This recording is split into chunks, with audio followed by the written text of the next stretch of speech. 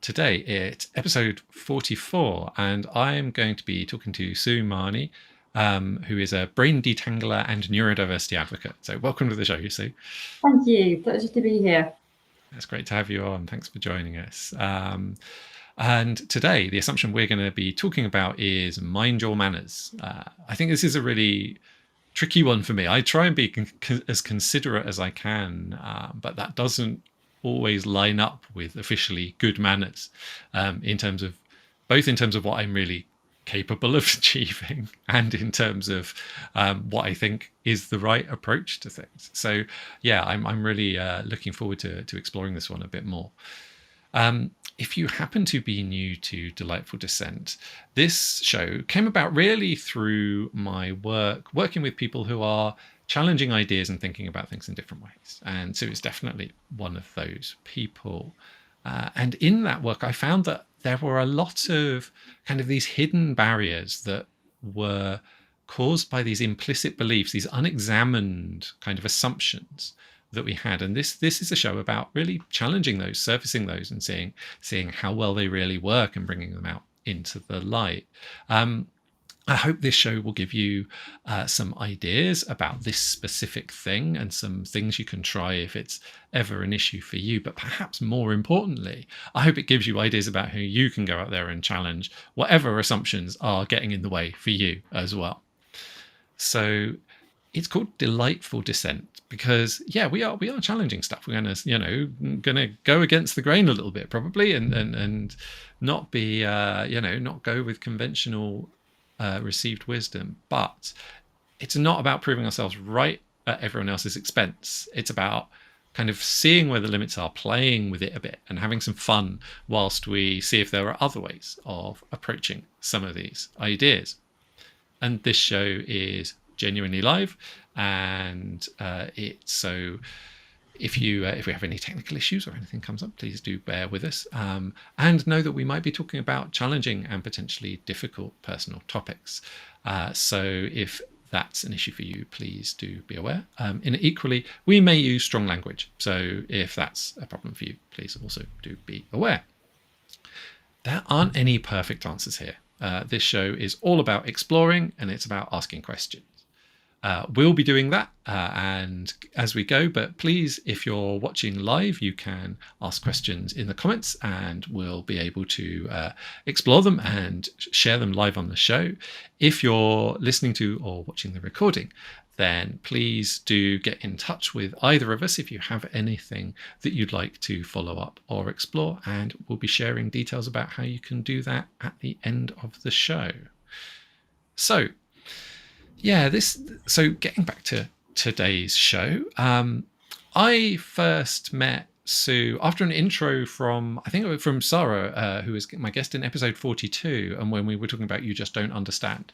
So I think this is a really interesting one, and we got in touch and we had a really, really fascinating, really enjoyable kind of initial conversation, for me at least. And I was really struck by Sue's this amazing ability to draw out the relationships between apparently unconnected things and to kind of play with that. And so I really wanted to get that, to share some of that with you in the audience. But so Sue, could I ask you a little bit to maybe introduce yourself and tell us maybe who you work with and the kind of work that you do? Sure. So I'm Sue Mahony, and I work with highly intelligent, highly sensitive neurodivergent people, and I help detangle people. So very often we get tangled up in knots of thoughts, emotions, past experiences, current experiences, complicated situations, social pressure, cultural expectations, neurodiversity. The list goes on, and I help to disentangle the different strands and basically help people feel better and navigate their worlds better. You mentioned Sarah Kedge. Sarah's my business partner in Neurodiverge, which is a consultancy we set up last year to take neurodiversity inclusion and awareness training into organisations. And we've been having a lot of fun doing that, not least because we really break the stereotypes around what it is. What do you look like if you're neurodivergent? chances are you don't look like this, but you do. But the stereotype is not that you look like this. I think it's a really interesting one to implicitly challenge the model, the stereotype, which in some ways connects with, I think, what we do. You know, there's almost something rude about challenging someone's models of the world just by your existence. It's fun. Yeah, absolutely, and it's also unavoidable. You know, I think, or it's not desirable to avoid if that's how you express yourself, how you are, and other people are kind of offended by the fact that they don't have good categories for that. That's not really your problem as far as I'm concerned, but it often can be made your problem. Category set 2.0, I think, is required. Absolutely. So how did you come to doing this kind of work? What was your what led you to doing exactly this? Gosh, wow. So this is normally the point at which I would tell the story of blah, blah, blah, blah, blah. But what's popped into my head straight away, so I'll go with that one because I work intuitively and it usually tells us what we need to know, is that I was teaching for a while. In my early 20s, I was a maths teacher. I'd done a physics degree in Cambridge, then went into maths teaching. And there were a couple of lectures on neurodiversity. More specifically, there were a couple of lectures on autism as part of the PGCE. And there was something that just intrigued me about it and fascinated me. And then when I went into schools, I did spot a couple of autistic kids and I could help them because there was just something between me and them that was kind of like, yeah, I kind of get you in some way. Roll forward about a decade and a half and I self-identify as being autistic, which is like no surprise to a lot of people. And suddenly made a lot of sense for me myself. Now, what I was doing, you asked about how did I get into the work that I was doing, and I'm trying to trace the thread around from where I'm going. And it's been something that I've always done. So I was always the person at school that other people would come to for advice about stuff, even if I wasn't necessarily good at relationships as a teenager, but people were coming to me for advice about theirs. I was like, okay. And it's often that thing of you can do better for other people than you can do for yourself. So I'd had this communicating, coaching, counseling, teaching kind of role from teenage years onwards, and around about my 30s, and I was giving fundraising workshops. I trained in fundraising, was doing workshops to help Buddhist centres to do their fundraising. And I realised that I was just really quite good at working with people to help them sort out their issues. So I just followed that. And then when I moved across to the Netherlands 8 years ago, I had the chance to set up my own business and really just indulge myself in working in this way that I had always been working, but really focus on it and take it as the main thing that I do. And then, as I mentioned, the agency, the consultancy with Sarah that was set up last year, different focus. So the work under my own name is more one-to-one with individuals. The work with Sarah is with organisations. That's the easy split. Cool. No, it's great. I think it's a really interesting journey to I really like that you said, it's kind of what you've been doing all along, but now it's on the surface and it's that. And for me, I very much resonate with that, I think. And it's so much nicer than having to kind of pretend to do something and actually like it being not quite the main thing. Absolutely. I think with these strands, when you can trace the strands back to having their roots in your childhood years and your teenage years, they really show you who you are. And it's sometimes very helpful to kind of clear out the rest of the fluff and just go back to, no, this is what I do. This is how I do it. These are the things I like to do. And just don't worry about the other things as far as it's socially appropriate and accommodatable. Yeah. And I think for me, one of the other things around this is that I think the intuition was actually making a lot of the decisions. I just didn't realize it was. And so all these apparently disconnected things suddenly been, that was that. Actually, that had something in common all the way through. Yeah. And it's been a really, really, really, it's really great when you uncover a new one of those. You're like, oh, that was the part of it as well. Yes. It's like, oh, that fits in with that. Yeah. And I love how you're talking about intuition, because it does seem to be this kind of background processor that kind of pulls together a lot of information and knows stuff and senses stuff and then presents us with knowledge in a different kind of way. And I'm just thinking here about our topic today of mind your manners, and it's is it even manners to be talking about intuition? How close are we to the taboo border? Absolutely. I think there's a lot of challenge in this, and one of the things for me is that the intuition works on quite implicit decision. It works on the implicit. It's kind of the hidden stuff, the and the emergent stuff that What it would you seems to be. describe as the implicit? I think that is really that which isn't explicit to consciousness, that which isn't like straight in front of us, but is kind of there. So it's the stuff that is unsaid, or it's the way in which stuff is said, or it's the arrangement of things rather than the things themselves. And so, and it's using that as its data. And for me, that is inherently kind of challenging. It sits outside of the kind of the manners, the rules, the formal procedure, and quite often it kind of doesn't care about them. They're not relevant to how it works. Yeah, absolutely. I find in my work a lot that I often feel like I'm transgressing boundaries, and I am, because somebody will present what seems to be a business problem, and what is Belisha beaconing its way into my head is there's something about their child. So I'm like, I don't know why this is coming into my head, but I have a really strong sense that it's connected to your child.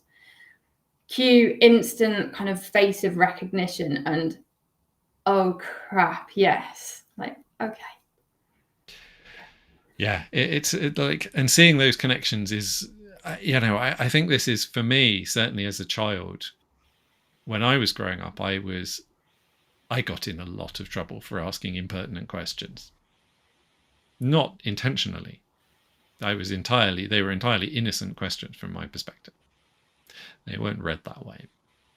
No. And so I think that is that ability to see those things, see those links is not always welcome. Mm. Mm. And in adult conversation, it's not either. Yeah. We had some crosstalk. Sorry. Yeah. Yeah. So yeah, sorry, what were you saying? I was going to move into impact and intention, because sometimes, like you say, with the child asking questions, and as a child asking, questions you shouldn't be asking, like, well, how were you to know? What was your framework for filtering your questions before voicing them? And secondly, it's that thing of impact and intention. And with children especially, there's a lot of training that we need to do as the grown-ups around the children to say, look, this is the impact that you're having. What was that your intention? And you get that calibrating and you get that feedback around how to handle different things. Or depending on your family, your social, cultural upbringing, you don't get that feedback and guidance. And then that causes its own issues later on in life when people expect you to behave in certain ways that you then don't, because you were never trained. And I think I'd like to bring in the quote before we go too far into this, and see, because for me, I think there's a bit of a link there as well. But have you got a quote you'd like to share? I have. I'm laughing because I know what it is. And again, this was an intuitive thing. You asked me when we were in the pre-discussion about would I like a quote, and I had no idea what the quote would be in advance. And as soon as you asked me the question, it was just ping straight in my head. And it's a lyric from a song by Queen. And the lyric is, I want to break free, which it just tickles me so much. talking about manners. It's just hilarious. So I'd just invite the audience to have that in mind of like, do you feel a sense of freedom with manners, or do you not? What do they enable and what do they disable? And where's that boundary and how do you play at it? I really like that. I think there's there's something really rich in there for me around how we use kind of formal systems of rules. Yeah. And whether we can use them to meet intentions or whether we kind of become trapped in them. Yeah, absolutely. I've been thinking this last week about, I like to split things into spectra, and I've been thinking about so it's quite a lot of the work that I do with one-to-one clients. We address what's happened in their childhoods, and very often themes come up like childhood abuse and neglect. And neglect is an interesting one because a lot of people don't realize they've been neglected until they start to see what they could have experienced. And the spectrum that this kind of belongs to runs from abuse. I'll try and get my hands on screen. Runs from abuse right up to unconditional positive regard, which if you've done any counselling or read any, I think it's Rogers, that's what Rogers put forward as like what really helps in the healing process. So from abuse, which is deliberate violence, you then get neglect, which is non-deliberate or sometimes deliberate not meeting of needs, emotional, social, physical, environmental kind of needs. Then you come into this area in the middle of respect. And I think this is where manners is trying to help us. It's like, how do we do respect, like basic respect, before we even get to kindness and warmth and love and unconditional positive regard? It's this respect zone in the middle, and what does that look like and how do we do it? And I think the idea of manners is to avoid us going into the neglect and abuse zone. But sometimes it doesn't do that. And that's the bit that I find really fascinating.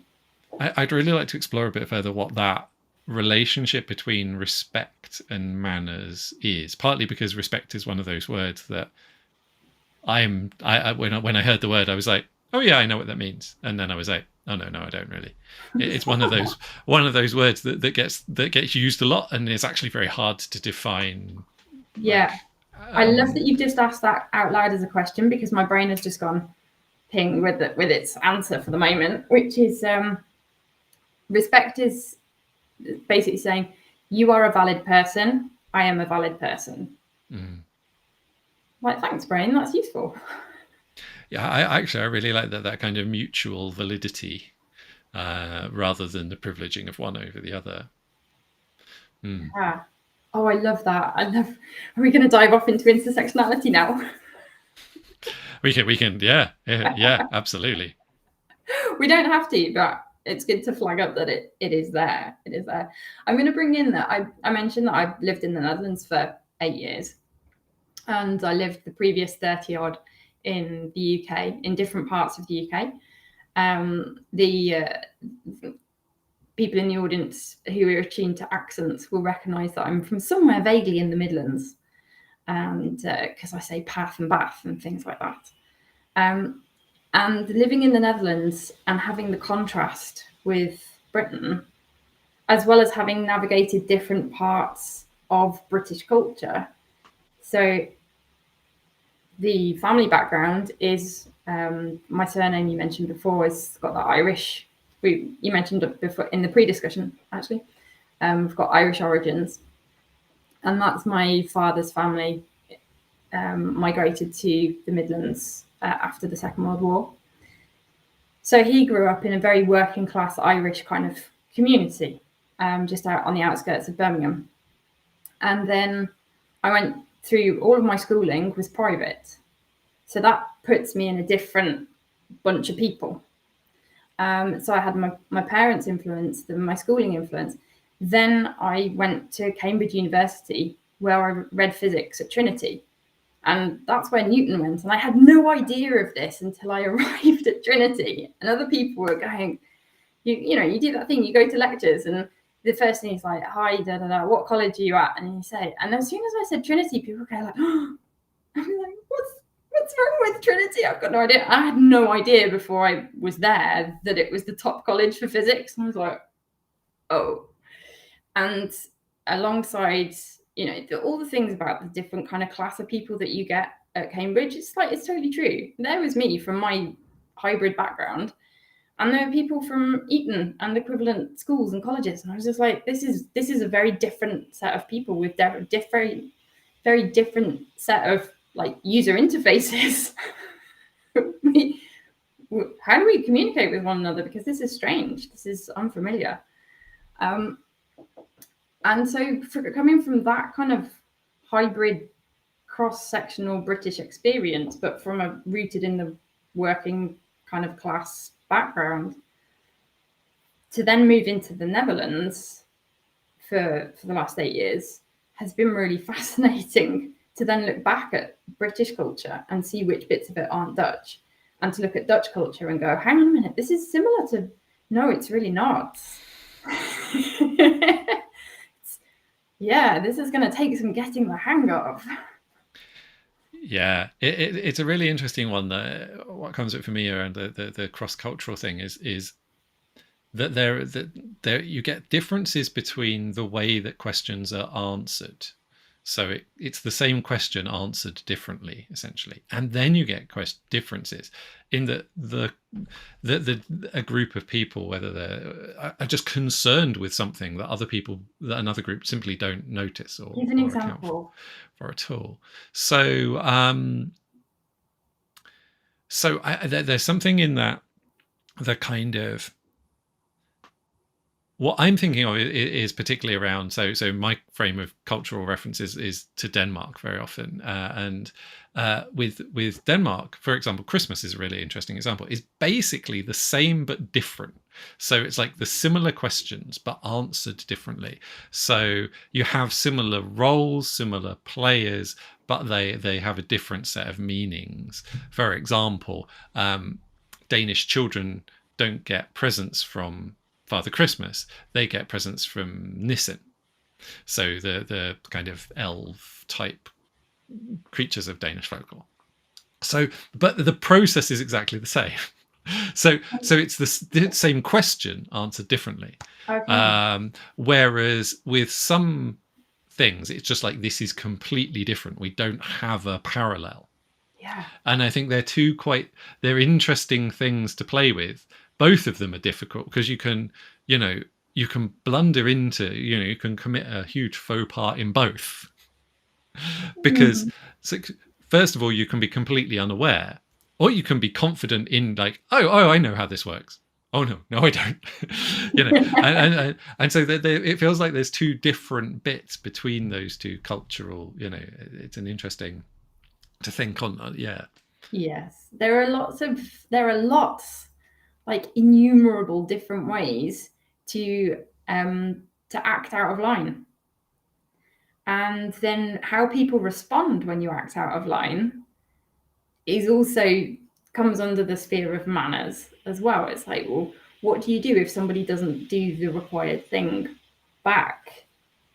And this is something that we come across in the neurotypical and neurodivergent cultures quite often, is that a neurotypical person will have their own kind of idea of the social script and how it's going to go. And they'll talk to a neurodivergent person who's got their idea of what the questions are and how they're going to go. And then neither of them feels like they've actually really talked properly to the other person. And even in a question like, how are you? If you take that literally, then you give a status report. But if you're British, you just go, oh, fine, how are you? It's a hello, we are both alive. This is good kind of statement. And we were talking before the show about the Anglo-Dutch translation guide, which is something that came up in Shell. So Shell is has a big presence in Holland, in the Netherlands. And some of the things that their staffing culture encountered were just difficulties in understanding what the frick British people were saying. Because I'm just going to read off the screen. What the British say is, for example, with the greatest respect. Now, what a Dutch person would think hearing those words is, they're listening to me. But what the British person actually means is something which is first, I think you are wrong or a fool. And so they had to develop this translation method to actually get to the social nuance behind what British people say, because the Dutch way of doing things would just be much more direct. Interestingly, there's with those kind of scripted interactions, there's also something implied in the absence of some of their steps. So it's rude not to ask someone kind of how they are, even though you don't expect an answer, because its absence implies something else. I think like the using regards at the end of an email is probably one of the most famous modern ones. Is like without any other qualifications, it can actually be intended quite rudely. So I think it's a really there's something in the presence, but also something in the absence of something scripted. It's like not saying it, and in the unsaid. And I think that's a very particularly British way of conveying disapproval, of not saying something, which is incredibly hard for anyone outside of that culture, for whatever reason, to interpret successfully, because it requires that you know the procedure. Yes, and it's very easy to get lost in that. Not just that the meaning gets lost, but the conversation just kind of disconnects somehow. And then how do you reconnect after a disconnect like that? I'm just becoming aware that we're both hand talkers, and in some parts of society that's not really the done thing. Personally, I find it really hard to talk without using my hands. The words don't come. Well, I can sit here quietly with quiet hands, or I can actually engage in the conversation. It's something I've said on the show before, is I wish I'd had, when I was a child, had this response when I was told to sit still and think, was choose one, because I can't do both. And it's like, and for me, hand talking is a part of that. Yeah, I'm processing. There's something real, there's something, a part, the movement is a part of the speech. And I think that you touch on something really interesting there. I think there's something very embodied around some of the rules of manners. And I came across this actually around some stuff around posture. Like different postures have different effects. They allow certain movements and they allow certain ways of being more easily and others less easily, particularly around the effect of shoes and what shoes do. And those very tight men's formal shoes lead to a very stiff posture. And high-heeled women's shoes lead to a very imbalanced, like essentially being off balance all the time. And that implies a certain posture and a certain way of being in the world. And I think there's something, the idea that we dress formally to be polite, there's a manners thing in how we appear, and that constrains our behavior in subtle ways. Yeah, absolutely. And I'm reminded here that we kind of touched on and dived out of intersectionality before. And there's a massive and growing body of work, which I'm totally not an expert on, and I would love people to go and find out people who are experts on it, on the colonized body, the idea of the colonized body, that the strict and stiff social norms, they're actually traumatizing. We hold trauma in our body because we don't move. And this was especially more the case. And I'm going to stop myself because I don't know what I'm talking about when I go into that area. It's going to be more about Black America and how people were taken across there. But that's a bit, I say, go and look that up if you're interested, because I'm white. I'm like, not outside of your direct experience. I can't be a voice on that. not properly. I can just sort of signpost over to it. But the effect of British manners and that colonized way of being, and like you say, with destabilizing women with high heels and so on, and these are written into professional dress codes. And like, what really is the effect? And the academic part of me goes off and kind of goes, there should be some studies on that somewhere. And if there aren't, that would be a really interesting field of research.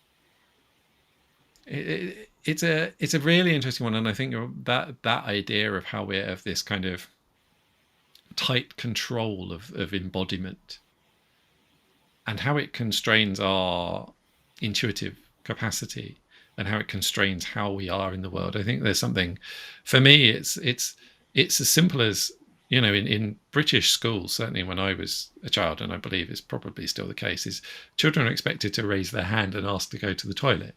In Danish schools, that's not the case.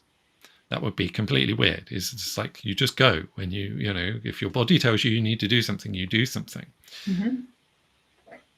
And versus that kind of the permission to have a sensation almost to feel, and the need to control it and constrain it. And it teaches a certain way of being.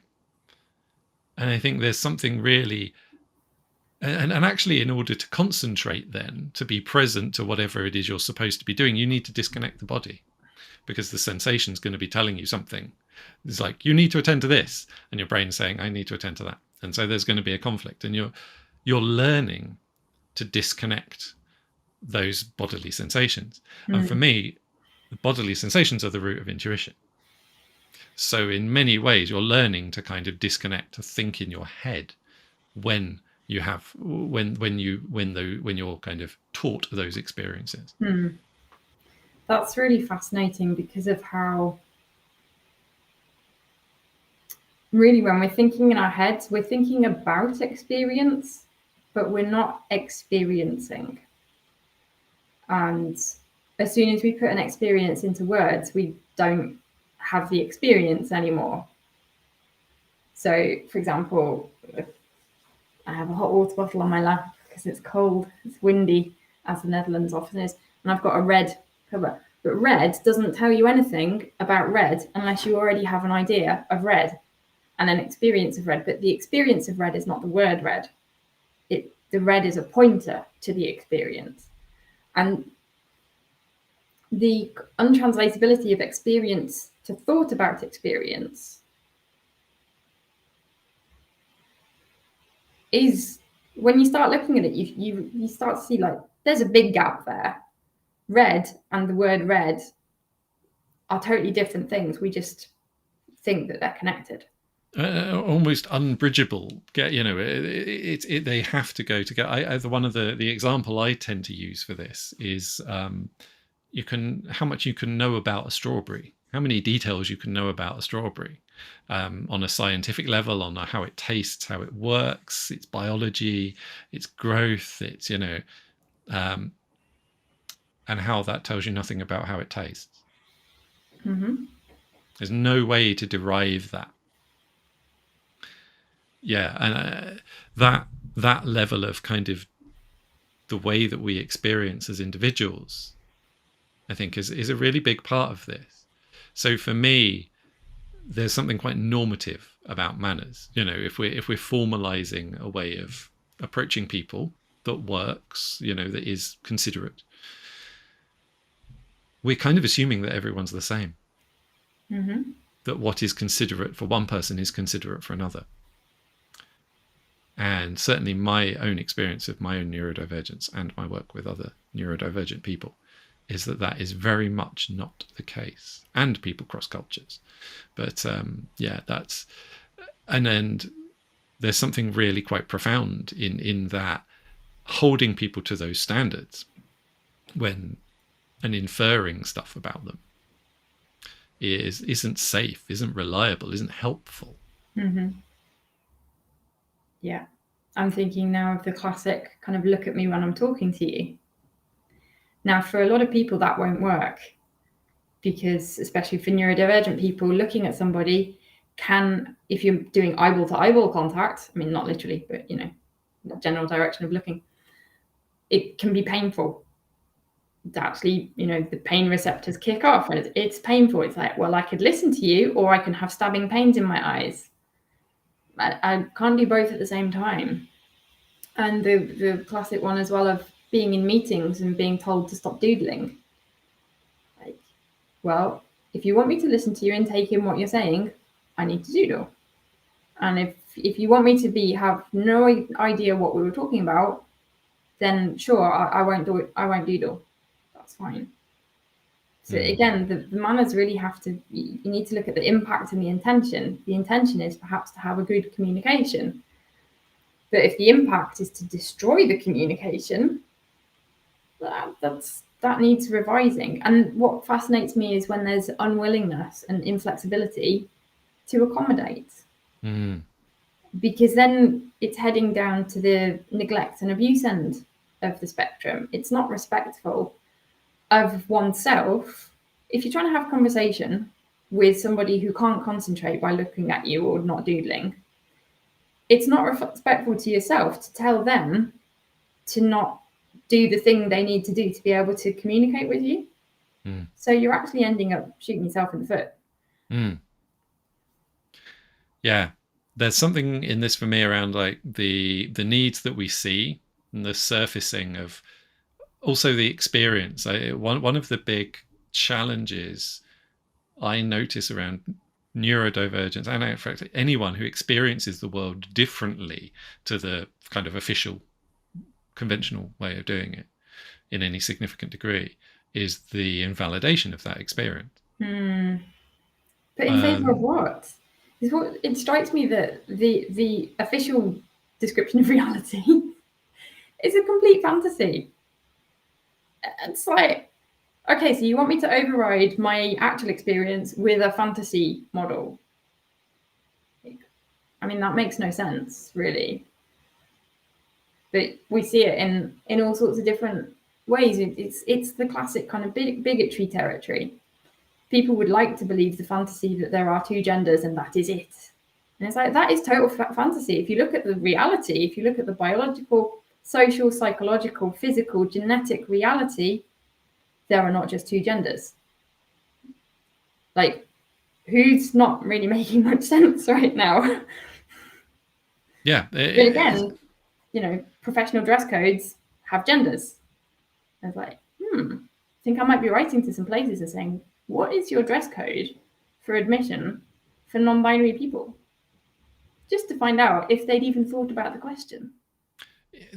This is it. And I think this does get, I want to go back to the kind of the way power plays out through manners and the intersectionality side of it. So it's a really important part of it. And those structures act in a certain way. They do a certain thing. They privilege a certain way of being, and they punish another way of being.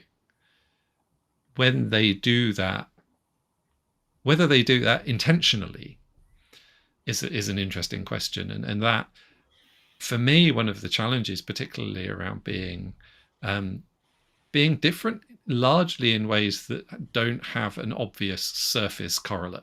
So, the experience of this is in some ways the inverse of someone who has a marker, something that culturally marks them out as different. That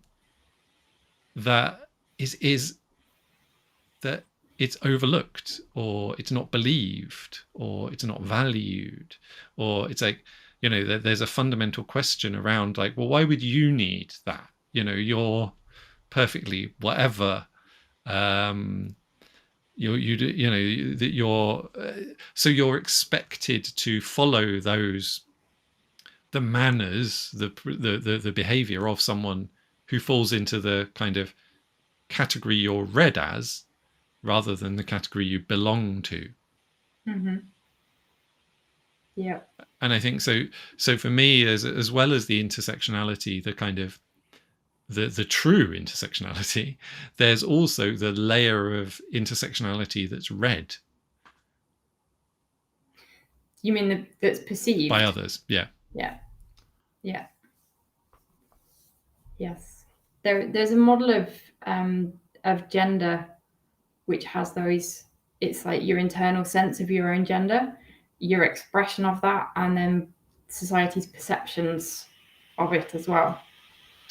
And those things. Going back to the point you mentioned just a minute ago, I'm struck by sometimes the unintentional or perhaps intentional power dynamic that comes in with manners and what they're designed to do.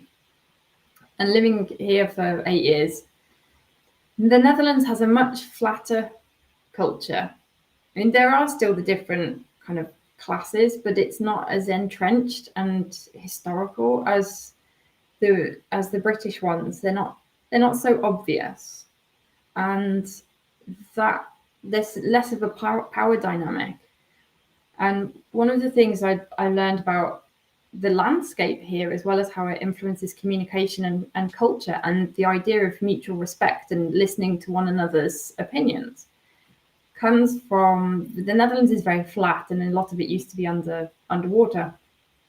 And the system of polders got developed, of draining the land using a system of ditches and pumps and windmills and all sorts to allow for more agriculture to happen. And of course, when you have a series of different farm establishments in an area, and they've all got their own different needs going on, but if somebody decides to open their gate, it's going to affect several other properties and land and their agriculture for the foreseeable period of time, until it all gets pumped back into wherever it needs to be, until the water gets pumped back.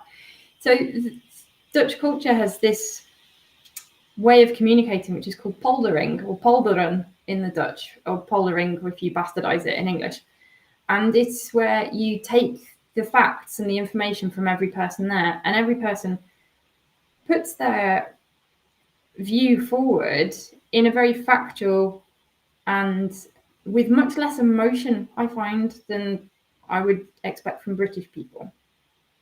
So it's done in what the Dutch call nuchter, which translates as sober, but it also means this kind of slightly detached, pragmatic, but it's not pragmatic. It's to do with the non-emotionality side of things. And so there's this flatter structure where other people's opinions are valued and listened to. And there's this whole communication style that for British people working in Dutch companies can be quite tricky, because it's like, why are we listening to everybody? Everybody's got something to say about this. Like, didn't we did this, we could have taken a decision half an hour ago. But everybody says their piece, but they usually only say it once. So they won't repeat themselves, which British people sometimes do. They have to get it off their chest a few times to make the point. So where did I go off into poldering? Oh, the flatter structure and the power dynamics and the hierarchy and so on.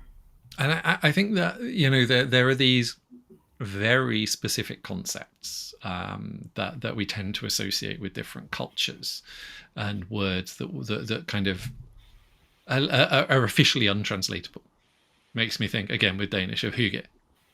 This idea of kind of cozy comfort, but it doesn't fully translate. No. And it won't actually even translate to the Dutch comparable, which is gezellig, which means kind of cozy and comfortable by merit of there being companionship. And there is something, and it's interesting because there are a lot of words. Interestingly, English doesn't really have one, but Welsh has cwtch as well, and they kind of have this similar quality, though with quite different associations. So if you know each of those words, you'll know why they kind of overlap and they kind of don't along different dimensions. And I think there's this idea of, for me, untranslatable words are kind of a tautology. That we can never fully translate words. They always exist in this context of the language and the culture and how they came about. And they mean slightly different things, even really common, obvious words. And I think that idea of untranslatability, and even within speakers of the same language, we use words differently. And I think English has a particularly high potential for this because of its number of similar words meaning ever so slightly different concepts. Yeah. It's, you know, which is a tool English uses to convey subtleties and to disambiguate, but only if you know the meanings. Yeah. Um, Whereas instead Dutch of will doing it use one structurally. word instead of doing it. Sorry, I said instead of using it structurally, like in the way that, say, German does. Yeah. There's one word that the Dutch people use in lots of different ways, and in fact there are quite a few. But what I'm thinking of right now is hello, which is basically hello. But Dutch people will also use it in a kind of sarcastic, scolding way, like hello, meaning like, you know, behave yourself, do the thing you're supposed to be doing, you know, get on your side of the bike path, thank you, those sorts of things. And I've either forgotten this, having not been in Britain for years, but I don't remember people saying hello to each other with that kind of, you know, it's social reprimand kind of context or meaning. It's there, but it's very rarely used. It would, it's such a, and all of the associations of the word are different, and how we use that, you know, how we use that structure and how we do that socially, again, politely, in an appropriate, socially appropriate way, like what the right words are.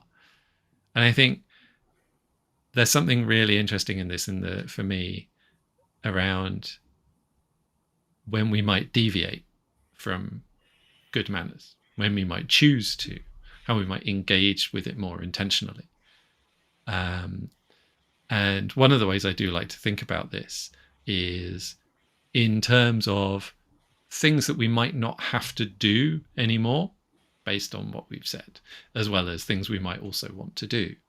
So is there anything, you know, if we're limiting the extent we should mind our manners, we're thinking about this slightly differently, what could people worry about a bit less? What could they let go of a little bit? Well, there is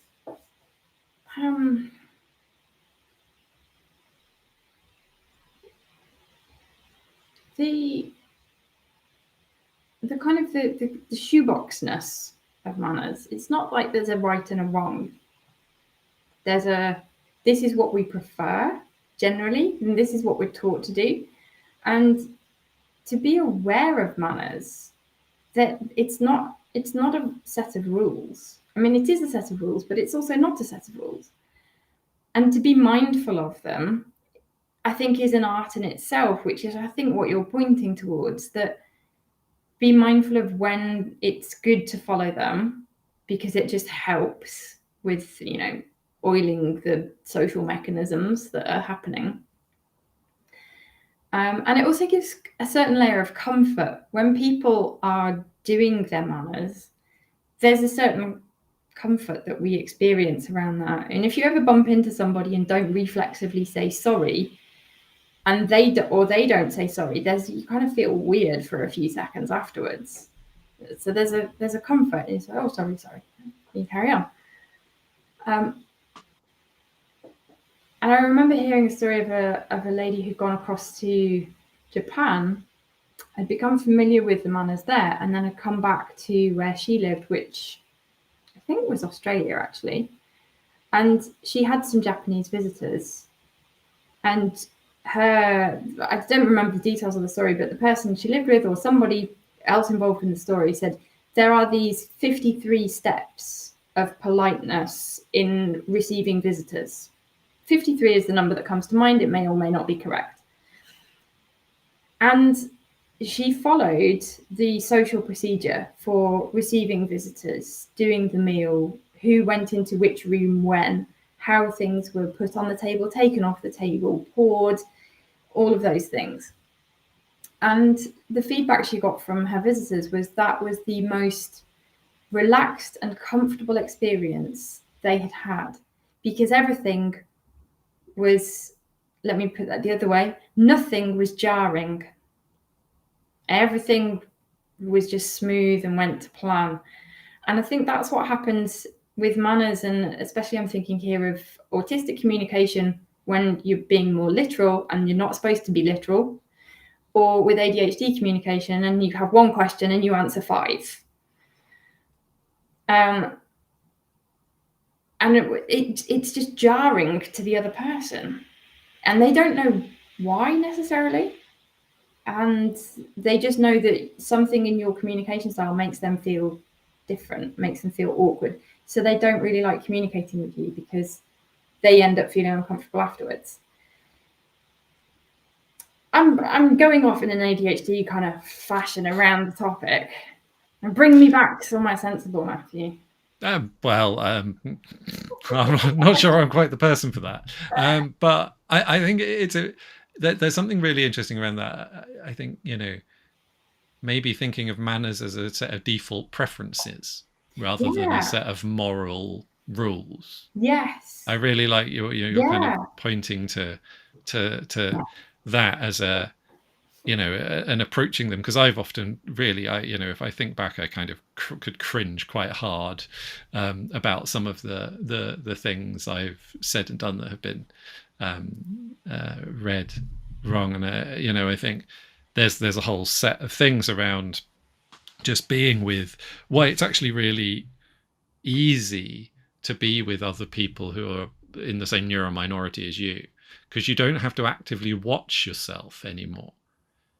And you can take the brakes off. Yeah, you can let go, and it's pleasurable and easy in a different way. Yeah.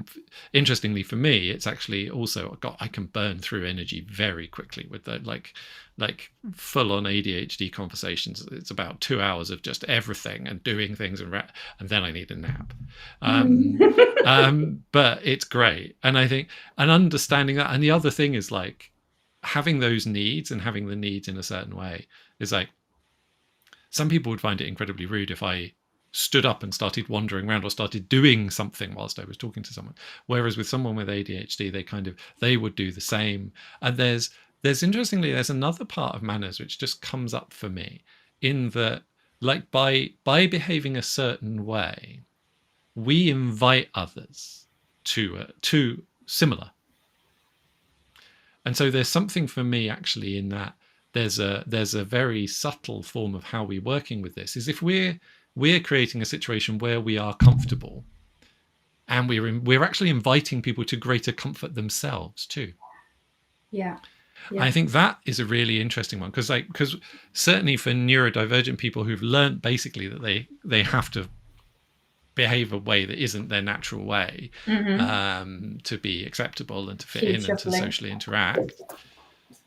Actually, if you're in that space with someone else who has those traits, you're kind of inviting them. When I stand up and start fiddling with things and go, it's like someone else, you realize, oh, I can do that too.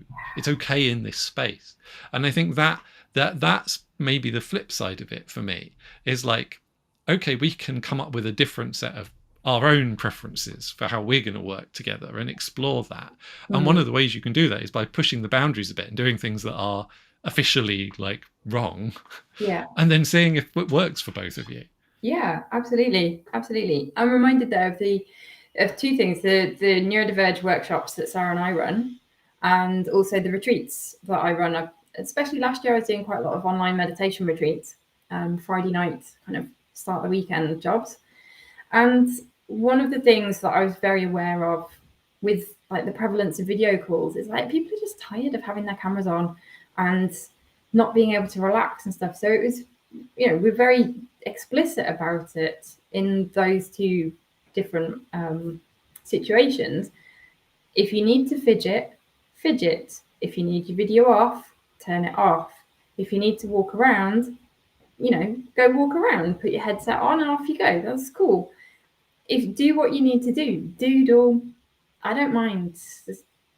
It's creating that space, and I think there's a certain level of comfort that comes in with that, and people can go, oh, I don't need to like be watching myself all the time, because I think there's a balance to be had about minding your manners, but not being like, there's a difference between self-aware and self-conscious, and we want the first one and not the second one. But minding your manners, especially if your body doesn't naturally sit still and quietly, it creates a massive load of tension and a massive load of, it can lead up to burnout point, just trying to maintain neurotypical body standards for a working day.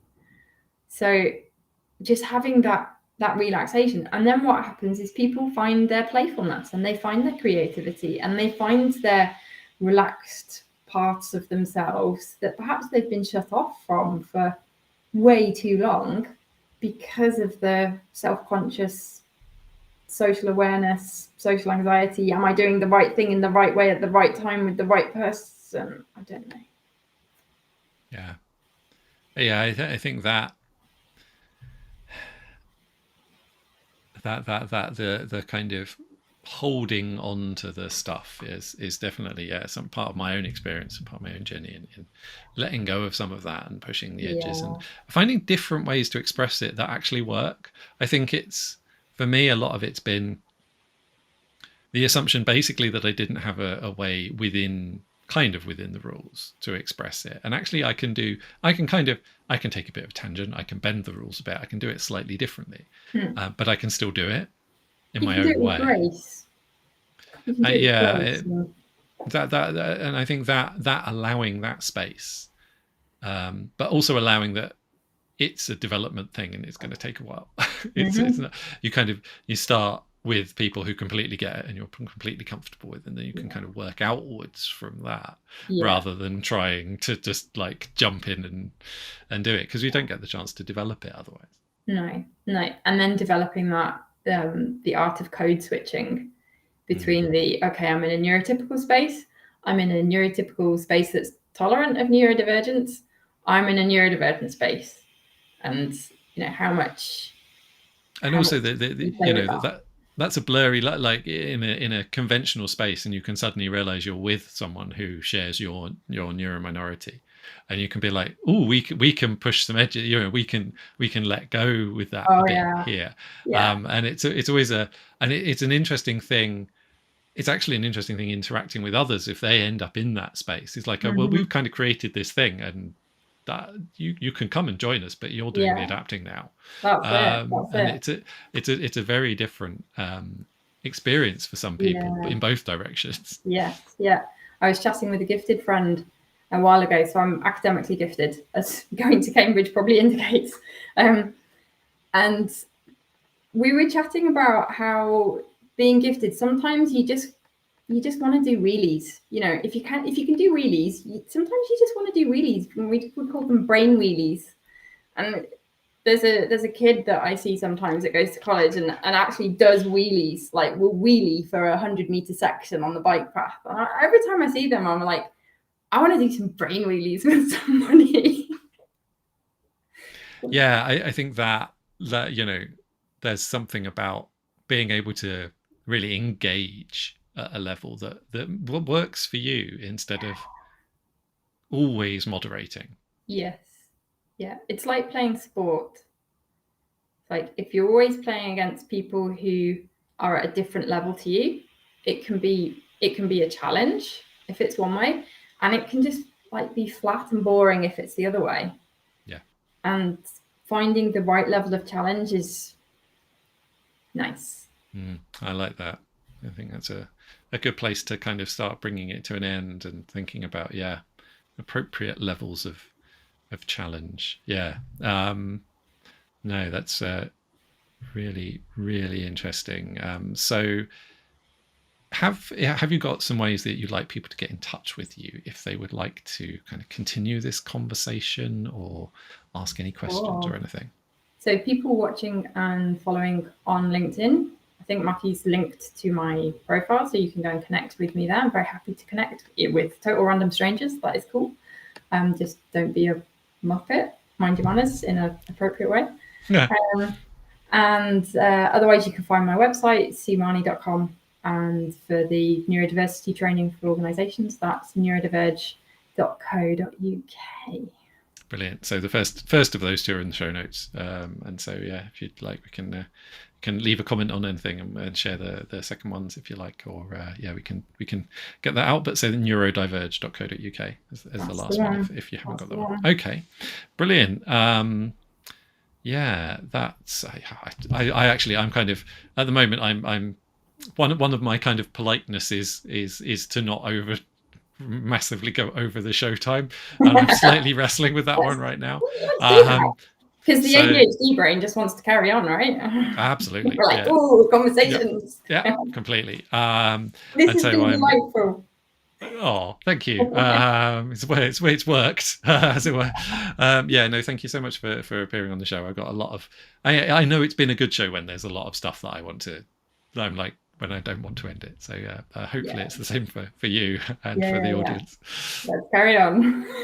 So But yeah, not in no, this episode. absolutely, exactly. There's always another time. So yeah, no, that's brilliant. Thank you. Thank you for joining us. And thank you Thank you everyone for for inviting me. very welcome. And It's been a pleasure. thank you. And thank you everyone for watching. It really is your support and your watching this that makes it possible, or at least legitimizes my request to interesting people to have a conversation with them for a while, which is a lot of what I get out of it. But yeah, so it really is your viewership and you sharing it with others that makes it possible. Upcoming and past episodes are available on YouTube and LinkedIn, and also on your favorite podcast platform, though those are still a bit out of date because I'm still in the midst of doing technical stuff to sort that out. The next episode, we're going to be speaking to Laurel Angelil, who is a functional health coach and physiotherapist, and we are going to be talking about objective leadership. And this is a really interesting. I've been on the receiving end of some really incredibly poor decisions made in the name of objectivity. And I think in many ways, actually, it ties up rather neatly with this idea of, when are we following rules? When are we fitting in with exactly with how we think things should be rather than how things are? And what cognitive tools we have to engage with other ways. And so I think this fits really quite nicely with what we've been chatting about today. So yeah, please do join us for that. That will be 1 p.m. UK time on Wednesday, the 16th of February, live online. So please do join us. I hope we can see you then. And in the meantime, please do go out there and make some delightful dissent of your own. Thank you.